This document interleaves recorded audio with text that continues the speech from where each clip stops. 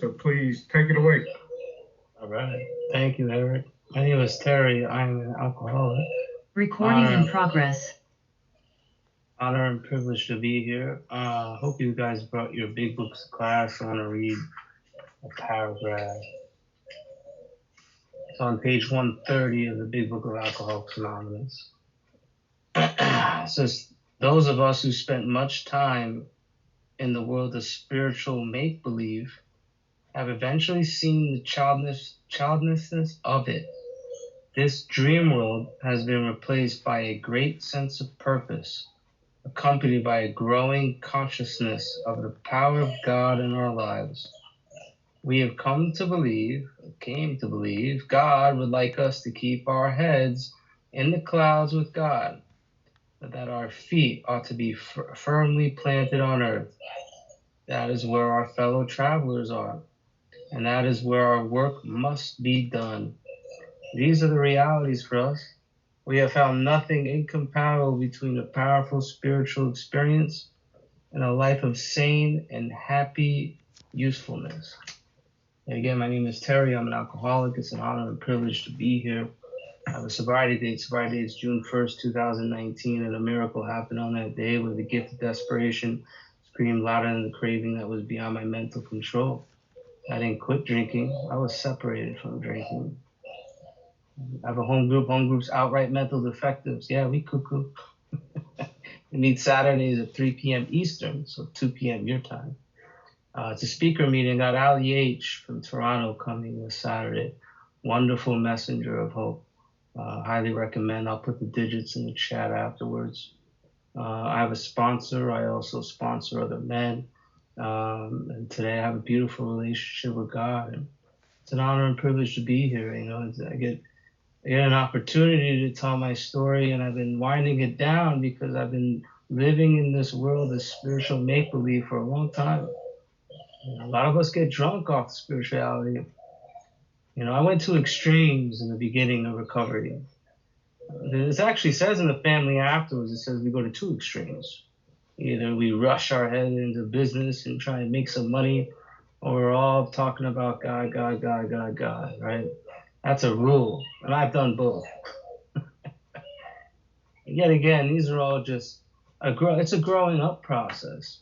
You know, I grew up in Alcoholics Anonymous, and I believe that I stopped growing up a long, long time ago when I picked up my first drink. And I picked up the first drink because I didn't know what to expect from it. You know, so actually someone asked me, he said, what did you expect when you first drank? And I was like, what kind of witchcraft question is that?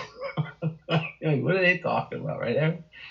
That's all I knew, you know, for 20 years. Like, I drank in the morning, I drank at night, I drank at work. I was a general manager of a health club. I could drink, I could do whatever I want. You know, I drank when I was happy, I drank when I was sad, I drank at funerals, I drank at weddings, I drank when I was bored, I drank when I was lazy, I drank when I was hyper, I drank when I was free. It didn't matter, right? You know, my alcoholic life seemed like the normal one, right? And then what happens when you take alcohol or the love of my life away from me? You know, the doctor's opinion says we're restless, irritable, and discontent. Those are some kind words, man. Those are some kind. I don't know about you, but if you take the love of my life away from me, which is alcohol, I feel like poking my eyes out, like ripping my skin off, right? And that's all I knew for such a long time, and you know, like I look back at my life, and alcohol solved so many issues that I had no idea that I could never be free from. And look at our 9-step promises. It says, you know, we were going to be amazed before we're halfway through. I felt like that when I was drinking. I mean, I remember picking up half a shot of tequila. I was like, damn, I'm amazed before I'm halfway through. Screw this, let's drink. You know, that feeling of uselessness and self-pity will disappear. When I was drinking, it was gone. You know, when I was drinking, I was going to know a new freedom and a new happiness. When I was drinking, I suddenly realized that alcohol was doing for me what I could never do for myself. It was a normal part of my life. You know, I don't think I ever grew up then, you know, and then I come to AA and I'm like squirrel, baby. I I remember the first 2 months of recovery, I was like, squirrel, squirrel, squirrel. You know, I, I, I lived more in the first 2 months of my recovery than I did in the last 20 years of drinking. And since I've been sober, I've lived more in the past 5 years than I've ever done in my entire life. But I was so childish with my life in the beginning that I would get drunk off this stuff. I would love going to meetings. You guys ever go to 5 meetings in one day? Even more. Zoom is even worse, man. You could just log right in your pajamas and jump on a meeting anytime you want. Right? Imagine I got sober before COVID. I was doing 3+ meetings a day. That's a lot of travel. A lot of donuts and coffee, right? It doesn't increase the effectiveness if I do this more.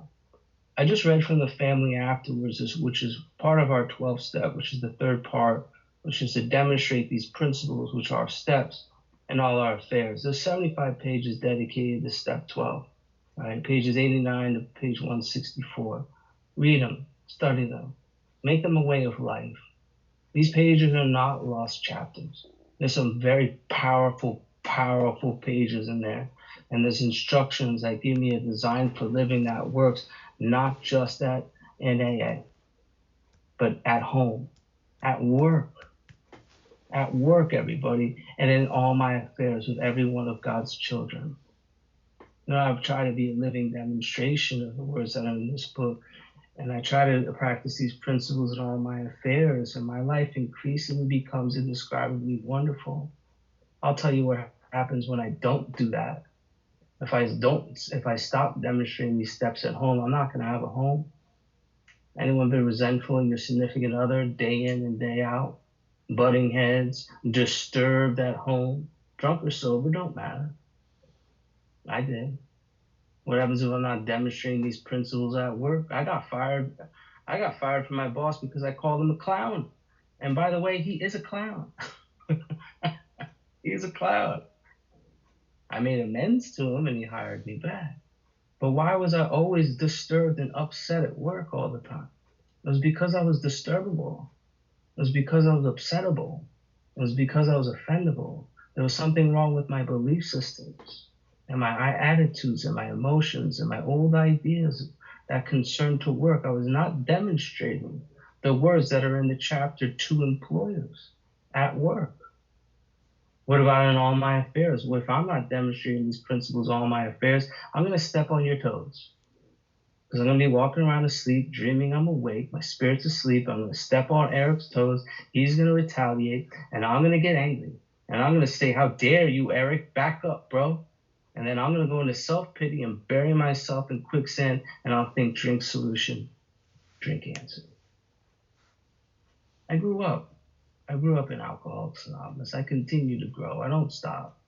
It even says on page 14 of our text, it says if an alcoholic failed to perfect and enlarge his spiritual life through work and self-sacrifice, right? He cannot survive the certain trials and certain low spots ahead. Bad stuff's going to happen, everyone. I was just talking about that with someone earlier. I was like, my sponsee had, I think 2 out of 3 sponsees drink again. And another one, I think, is the other person is trying to get into a detox as we speak, right? And he was so concerned with what was going on with them, and I told him, hold on, my friend. Here's the big ding ding question I asked him, or I actually told him. You're doing all this work, and you're thinking about all these other people, and here's the best part: you're not thinking about yourself. That's what happens here. We become, what it says in this chat 130, it says we become happy, sane, and useful. Think about it. It talks about, before we even get to chapter 7 of working with others, it mentions helping others, or somewhat in that effect, 122 times before we even get to that chapter. Dr. Bob said the steps, you could boil them down to 2 words: love and service. It's getting me to be useful. Think about that. You guys ever look at the 9-step promise and said the feeling of uselessness and self-pity will disappear? Why on earth are those 2 in the same sentence, right, Eric, Donnie, Paul? Why are they in the same sentence? Well, if I'm being useful, I'm not in self-pity. If I'm being useful, I'm not in fear.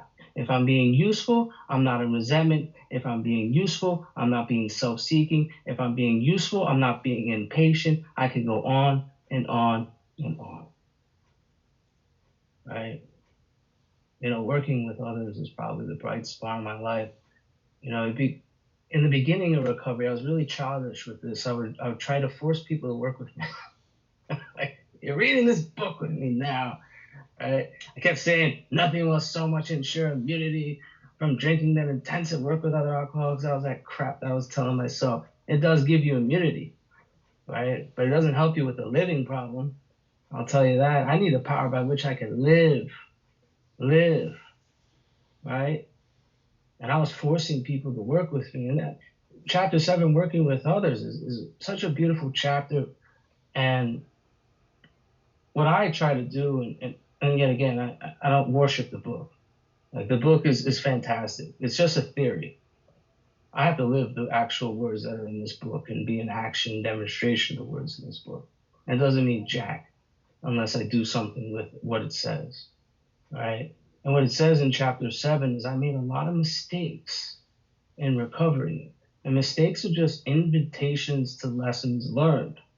And what I do is I try and practice the do nots, the should nots, the nevers. Never talk down to an alcoholic from any spiritual, moral hilltop, right? Like, I'm not standing on a mountain saying, hallelujah, follow me. That's what I used to do.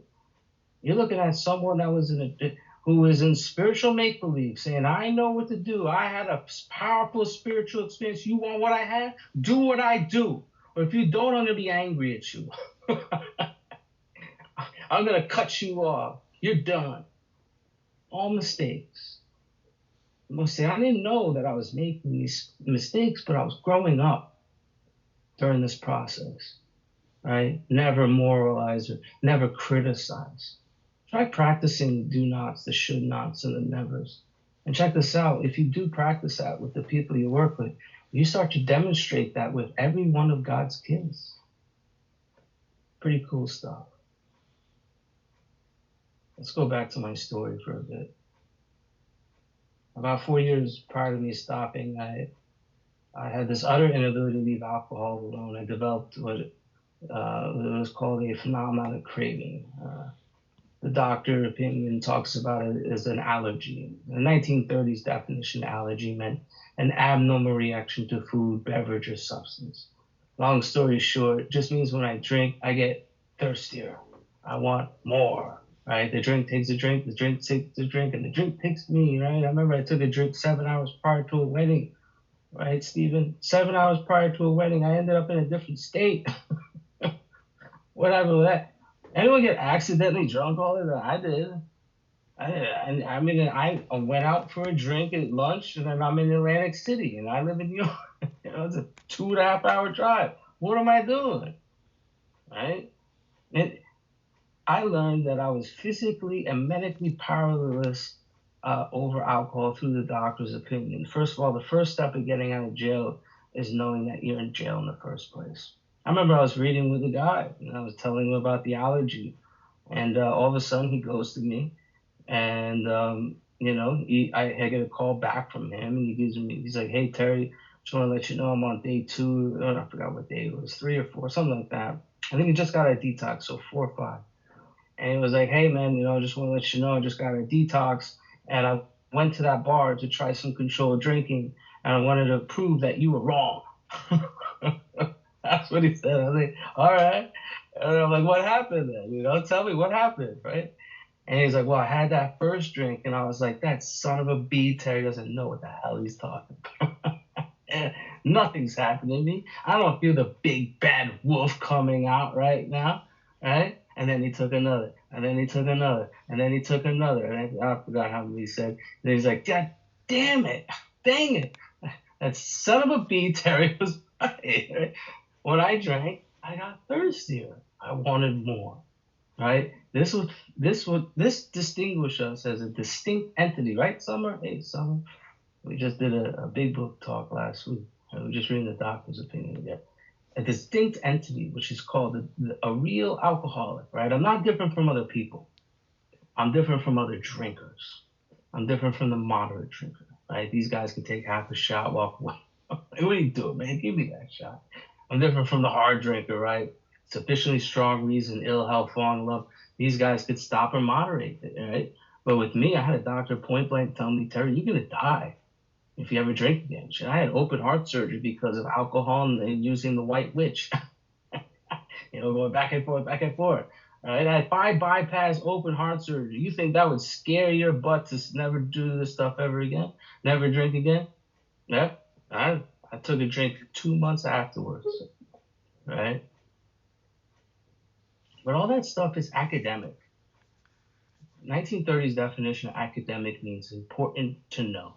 I don't know if someone's on mute. If you can mute yourself, that'd be great. 1930s definition of academic means it's important to know. So it's important to know that you're medically and physically powerless, but it's pointless. It's pointless. Why on earth are you going to take that first drink, though?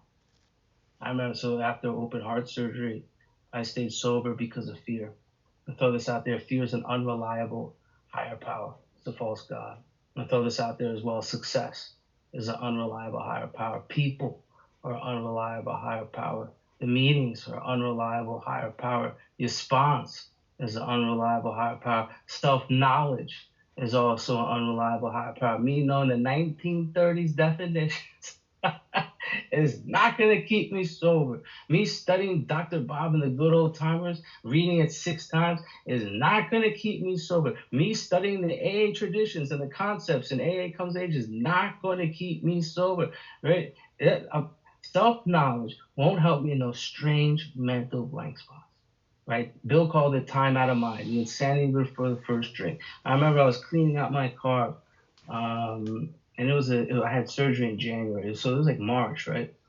And so I was cleaning out the car, and I see my golf bag. I pull out a flask, and I'm like, oh, there's a there's the love of my life, right? I don't know about you. It's really difficult to describe the strange mental blank spot. Bill kind of talks about it in this story. He stepped into a bar to telephone a friend, and all of a sudden he ended up at the bar drinking. He's like, how did I end up here? I mean, let's break that down. Break that down for a second. This cat walked into a bar to call someone. This is when we didn't have cell phones, everybody. Right? When the phone was attached to a damn wall. Right? Call someone, right? He made a right to the bar. So what is that, like 5, 10 seconds? Sits at the bar, probably waits what, a minute or two, orders a drink, gets the drink, depending on what the hell he drank, gin or whatever. Gets the drink, takes a drink, puts it down, orders another one, takes a drink, puts it down. What do we got? 5, 10 minutes in now? And then he's like, hold on, how did I end up here? How did I end up here? Right? That's the strange mental blank spot. It's really difficult. It's like Charlie Brown's principal talking, like, wah, wah, wah, you just had open heart surgery, wah, wah, wah, you're gonna die, wah, wah. I don't hear any of that. The obsession is a singular thought, which is an irrational thought that crowds out all other thoughts. Why? I see the love of my life right in front of me, and I picked up right where I stepped off. I'm unable at certain times, I mean, I don't know when it's going to happen, but it's going to happen. I'm playing Russian roulette with a 6-bullet chamber and 5 bullets in it, and I keep playing the game. One of these days, I'm going to blow my brains out. That's what I do, right? My step one experience doesn't tell me I can't drink. It's telling me I'm going to drink. If you truly understand step one in your experience, you'll do the work, right? It talks about fear, and fear in this book, it's more like mental anxiety when we talk about fear. But what fear is the highest form of human intelligence that we could have. Let me give you a description of that. Saying I'm driving and there's a car coming my way in my lane, I jump out the way. That's fear. There's no reason, no logic. I just whoosh, right? I just get out of the way. So this intuitive sense into me is I'm scared poopless to ever drink and do the white witch ever again, right? I'm scared. That's why I will do this work, right? So I picked up right where I left off. I get a call from my wife a year later. She's in the hospital. She got blood clots in her lungs. Her dad died year 50 of blood clots. Her sister died year 30 of blood clots. And you expected the husband to be by her side holding her hand. I got trashed. And according to her, I came to 5 days later. I blacked out. I thought it was two. Right? And by the way, she always tells me to tell this story. I just found out this about when I was 1 year sober. I didn't even know this happened. That when she called me and told she was in the hospital, I told her. I don't remember saying this. I told her I could care less if she lived or died. That was me, a tornado roaring through the lives of others. Street relationships are dead, hearts are broken. All right, that person's dead, everybody. He's gone. But I'll tell you right now, if I took one drink, that person would be easily resurrected again. Right? Thank God I don't suffer from what doesn't happen anymore. I'm not living in the future, in the past. So I'm living right here, right now. Like it says in the reading, my head is in the clouds with God, but my feet are firmly planted on this earth with God's children. God doesn't have any grandchildren. We're all brothers and sisters here. I love each and one of these squares that I'm looking at expressions of God's will right now. So when I came to, I was like, "Oh, you're home?" I thought my wife was in the hospital. I'm like, "I'm home. What am I doing here in your home?" And I said, "Okay, I have a problem." And I started going to AA, and I started to hear my story, and I'm like, "That's me, man." I mean, I've been going to AA for a while. I didn't want to go. I was mandated, more like mom dated to these rehabs. I didn't want to stop, right? And men and women drink because they like the effect produced by alcohol. I love the effect produced by alcohol, right? I didn't care about, I'm in rehab. I was just having a lot of fun. I got caught. That's what I said, right? And I started to hear my story. And like Bill Dawson says, that's me. There's a miracle that happens in Alcoholics Anonymous when we're storytellers here. We really are. And it even says on our title page, the story of how many thousands of alcoholics have recovered from alcoholism, right? We're storytellers in here, right? And it's funny, when Bill approached Bobby, or Bob, Dr. Bob, he only had 15 minutes to talk to him. Only 15 minutes. Bill comes in and Dr. Bob's like, "Look, bro, you only got 15 minutes, bro." That's how they talked back then. Trust me, I studied the history. Am I being dishonest today? Maybe a little bit. I'll do some corrective stuff later. Right? And he didn't hit him with God. He didn't hit him with God. He didn't hit him with a solution. He hit him with the medical facts of alcoholism, right? And then he hit him with his story, right? And then afterwards, Bob, Bill's walking away. He's grabbing his coat, he's putting it on, right? And Dr. Bob's like, "Hold on, bro." Remember, that's how they talk right there. Right? "Hold on, bro. Let me tell you my story." And they shared experience, strength, and hope together, right?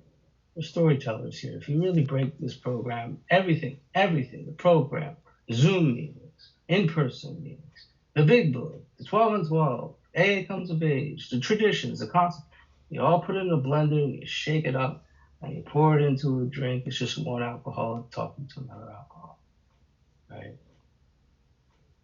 I started to hear that, and then I was approached by people who were, um, let's say, armed with opinions, you could say, and I don't blame them. They were taught by people armed with opinions, and they were taught by people armed with opinions, and so on and so forth. This is people who cannot or will not completely give themselves to the symbol program. Trust me, I was one of them. I mean, I resisted everything in this program. I have what is called ADD, alcoholic defiance disorder. I resisted everything in this program, right? I don't shame on these people anymore, man. I used to beat them down all the time. I used to get angry and disturbed. But who am I? Who am I? What path? There's a wonderful book called 365 Tao. I got it from Mark Houston.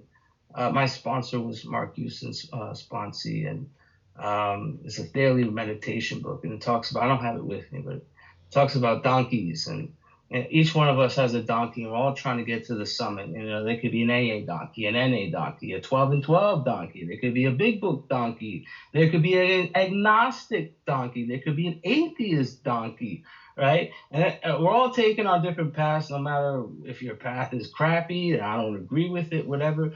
But somehow, some way, we all get to the summit and we're seeing the sunshine. We're basking in the sunlight of the spirit, right? But I'm making fun of their donkeys. But why on earth should I make fun of their donkeys? Am I not riding a donkey myself? I'm looking at people who are perhaps less than me. If I'm looking at you as a child of God, an expression of God's will, and I think you're 1% lower than me, or that you're 1% better than me, I'm in trouble to drink. We're equals here, right?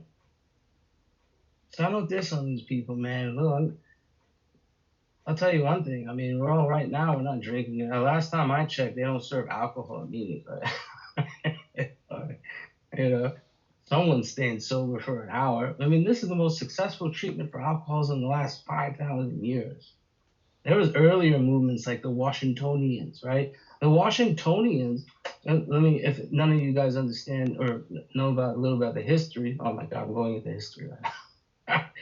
We have the Washingtonians who had an answer for alcoholism in the 1800s. It was about 100 years prior to AA, right? They formulated about 400,000 members, give or take. This is the United States, right?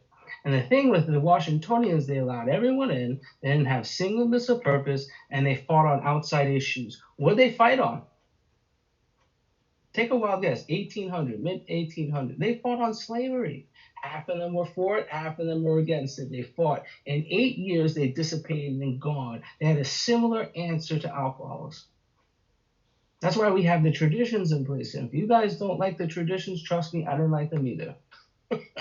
I was confused about them. You know why I was confused? Because I didn't like them. I want to talk about spiritual stuff, cool stuff. No, read the traditions of Alcoholics Anonymous. Read the 12 and 12. I'll tell you right now, you don't know the traditions unless you read AA Comes of Age. Read them. These are all the mistakes our founders made to make sure that we don't repeat these mistakes later. I want AA to be around for when my son has kids and so forth and so forth, right? I want someone who is just as hopeless as I was 200 years in the future to find a seat in Alcoholics Anonymous. So if you don't know the 12 traditions, I highly recommend you check it out. Just like you said, a 3 legacy group, right? I'm a big 3 legacy guy. I don't flaunt it, but I'm a huge advocate of it. I don't share it people when they break the traditions either. I used to. I used to share after. It's all crap, right? I'll tell you right now, when you guys get sober, there's a phenomenon that happens. It's called the recuperative powers of the ego, the regrouping powers of the ego, and it will come up with a different face, right? And you know what face my ego took on? Mr. Spiritual Man, Mr. AA, Mr. AA sponsor, Mr. AA convention speaker, right? I mean, Mr. Upholder of the traditions, right? No wonder why when someone didn't do what I thought that they should do, I was constantly hurt, threatened, and interfered with all the time, right? That ego had to die. Look, the ego, rarely have we seen a person fail who's thoroughly followed this path. This path ain't going up like that. Not a straight line going up. It's zigzag. One surrender to the next. One surrender to the next. One surrender. Death to self on multiple occasions. Death to self. It was funny, like, in sobriety, I had issues where I was contemplating suicide because of the regrouping powers of the ego. I couldn't understand why I was in so much turmoil and pain. I thought about taking my own life. I was at the jumping off place, literally, right? When I was trying to commit suicide, you know what I was trying to do? I was trying to kill the wrong self. I was trying to kill the minion that was in my head. It even says in our literature, being convinced that self manifested in various ways is what defeated us. Self and us are two different things.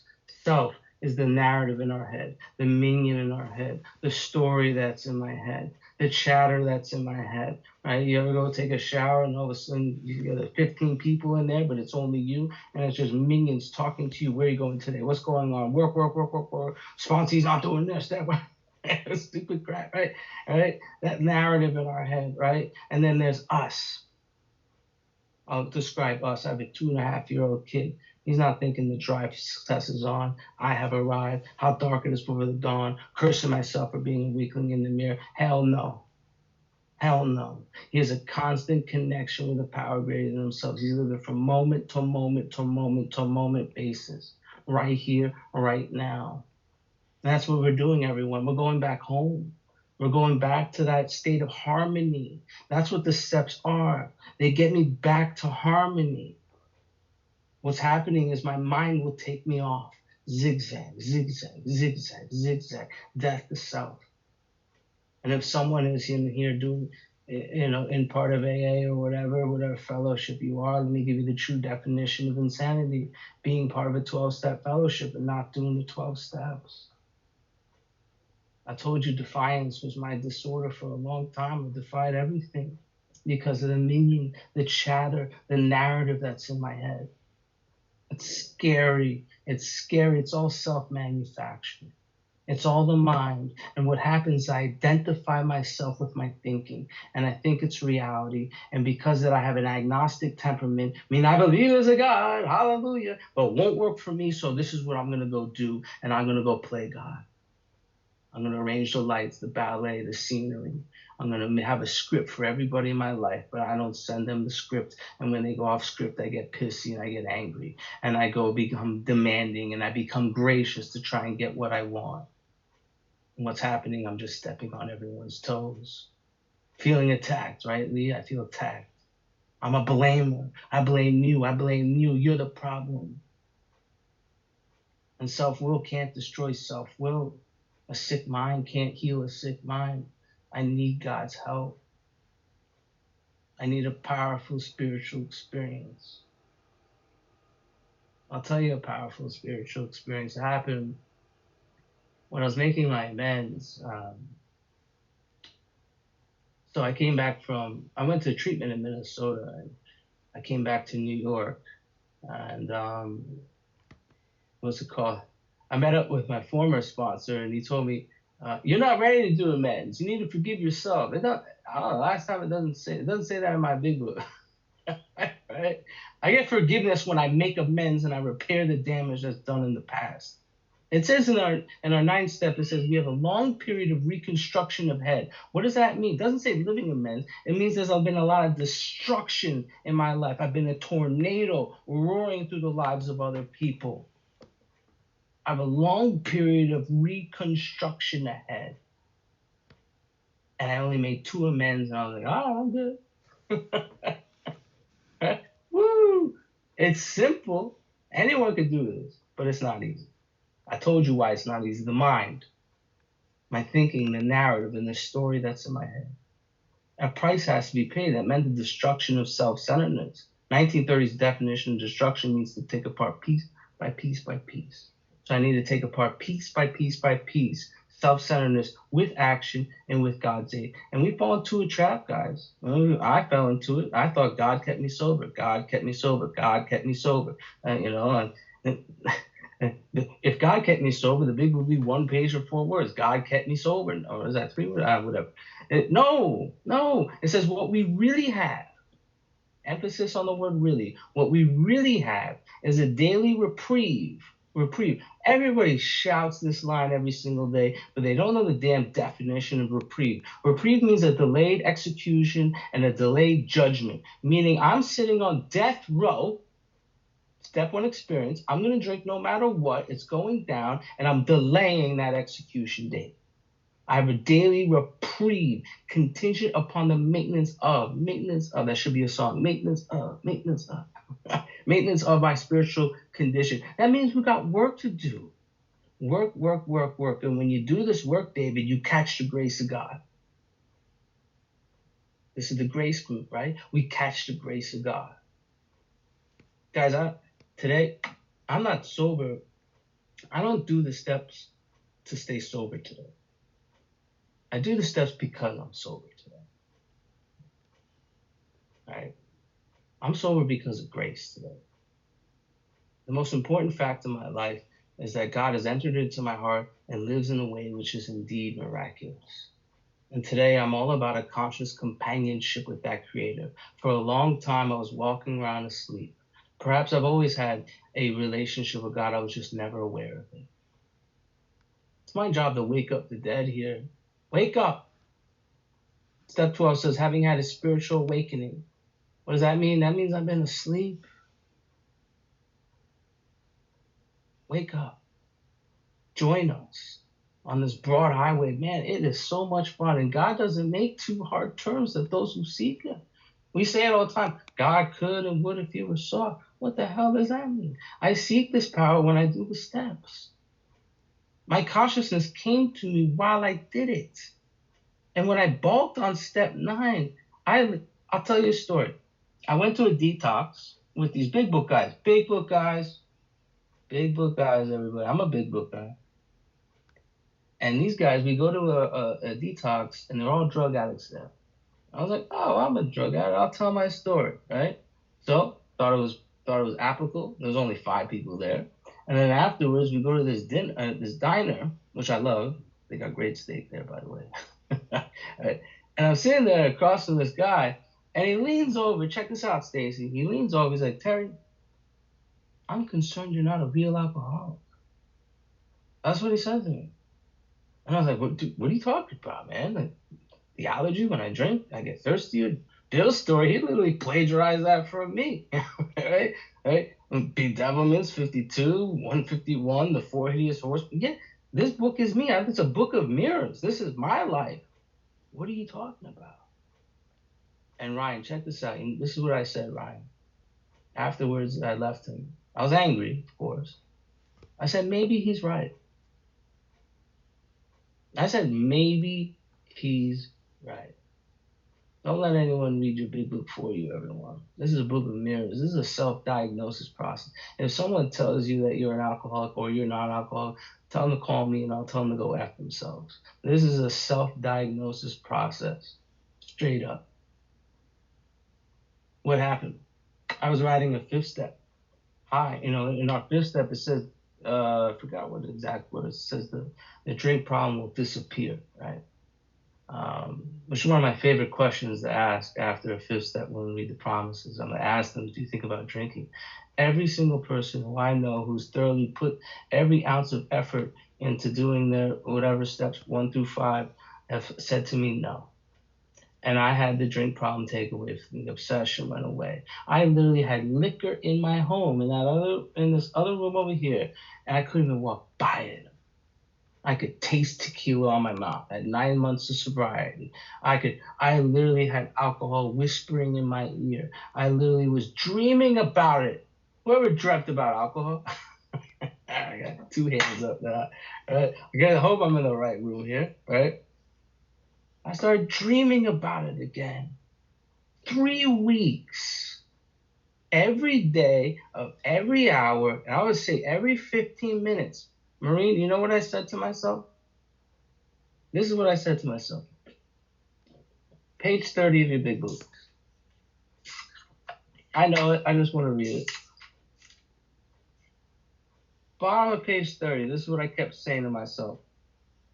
Step over to the nearest barroom, Terry, and try some controlled drinking. Terry, try to drink and stop abruptly. Try it more than once, Terry.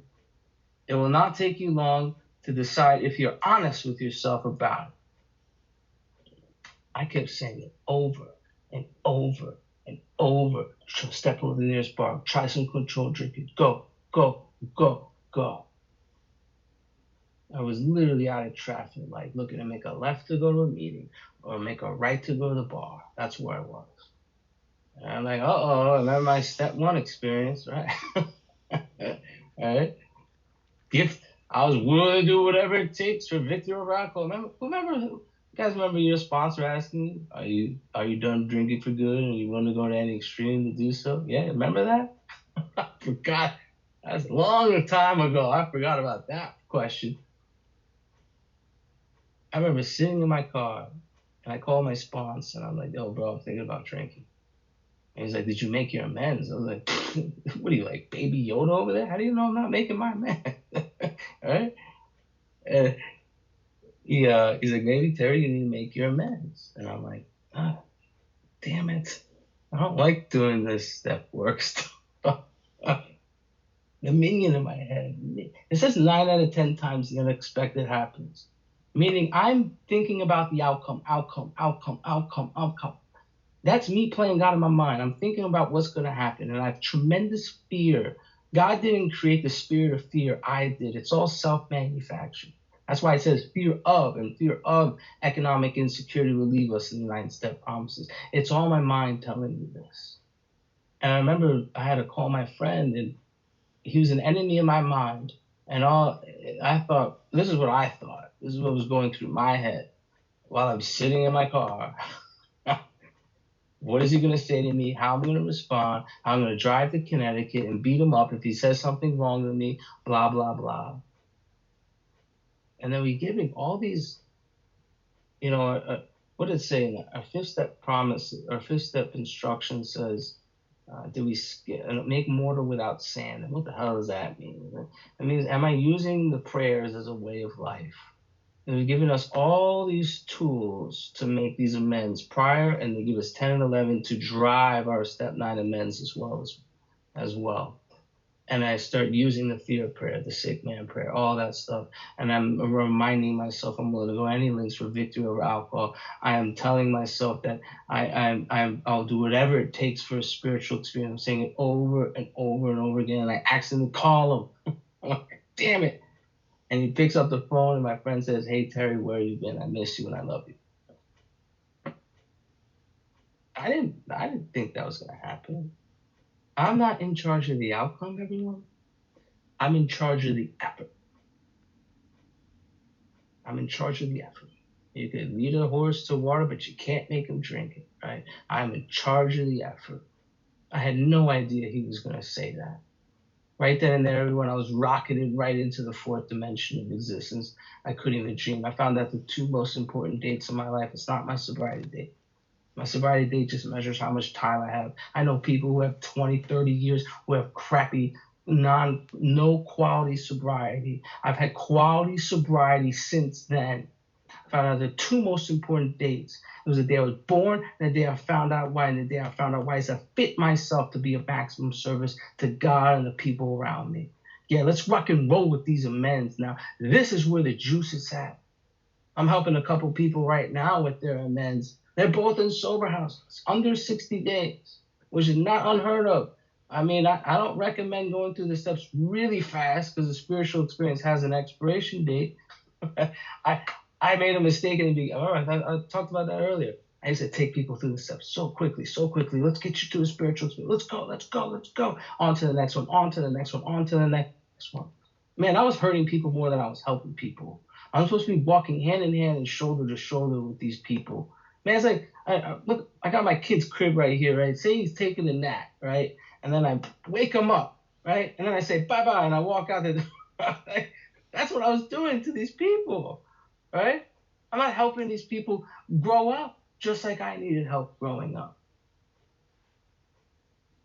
I forgot where I was. Oh yeah, spiritual experience, rocketed. All right, so in the word fit means to work out, and I start to work something out that's inside of every single man, woman, and child in this room right here. This spiritual muscle, this love muscle. And I thought I was honestly, I thought I was a psychopath. I mean, in the beginning, there'll be bad things going on in the world. I'm like, why don't I feel any empathy for people? What's going on? Well, let me tell you my experience with the 9 step amends. I started to work this love muscle that's deep down with every man, woman, and child. God's within you, everyone. And I start working this out, and I start to make these different approaches. And then all of a sudden, I remember sitting in my bed over here, and I'm like, hold on, I'm not thinking about drinking right now. It's not whispering in my ear. The narrative is gone. It's not calling my name. The obsession was removed. I suddenly is a time frame, everyone. Suddenly, meaning right here, right now, I suddenly realized that God was doing for me what I could never do for myself. Where am I at today? And I know I was kind of jumping everywhere. Look, the richness of my life is not reading the big book. The richness of my life is when I read the big book out loud to someone else. I get to grow up with people here. You know, the people that I work with are. It says in chapter 7, working with us, when we approach an individual, they're a prospect, then they become a candidate, then they become a protege, then they become lifelong friends, and that's how the people that I work with.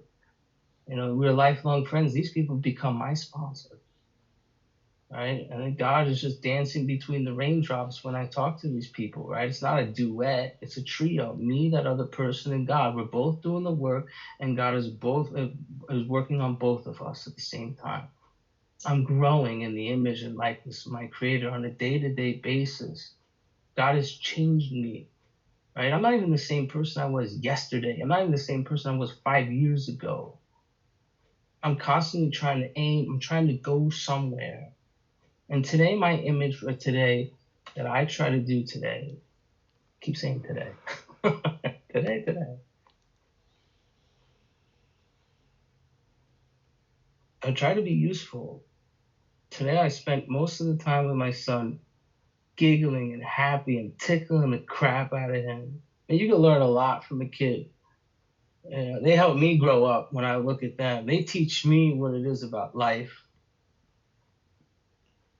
I think when I had my son, 3 weeks afterwards, my friend calls me up. He's like, "How you doing?" And my kid was colicky when he first came out, so he was tough in the beginning, right? And I told my friend, I'm like, "Oh man, it's been tough. I haven't been sleeping very much." He's like, "Aha!" That's how he talks. He's like, "Aha, Terry. Now you truly understand your life is truly not your own."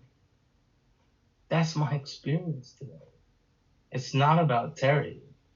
This is not a selfish program. This is an altruistic program. It's me getting out of the way so that God could work his magic program. I try to practice the disciplines of 10 and 11 and 12 on a daily basis. I don't have a standard practice with prayer and meditation. I used to do word by word in the big book. I just say, "Hey, good morning, God. Surprise me." Here I am. Take me where you need to take me. Help me be useful to you and your kids today. I use the fears, the prayers throughout the book. You guys remember when you took a drink, the drink took you, right? You became the drink. When I do a sincere prayer, I become the prayer. Start to become a demonstration of the prayer. I only got a minute or two, but I just want to let everyone know that I absolutely love you. And without you, there is no me. You know, you're looking at a miraculous demonstration of the power of God in one's life. I should not be living today. I should not even be breathing, but I am. I'm on this earth for a particular reason. I was telling myself and begging God, "Why are you keeping me up every single day?" Because I was purposely trying to kill myself. And my purpose is to help other people and to be useful, not just in AA, but with every one of God's children. I'm 1000% convinced that God has a successful recycling business. He takes trash, he turns it into treasure. He took me, a piece of trash, a tornado roaring through the lives of others, a victim of delusions and illusions, an unlovely creature, and he transformed me. He transformed me into a father, into a husband, into a friend who is there into a messenger of hope, into a man of forgiveness. I mean, you could go on and on and on. My name is Terry. I'm a recovered alcoholic. I love and appreciate every single one of you. And last but not least, pew, pew, pew, pew, pew, pew, pew.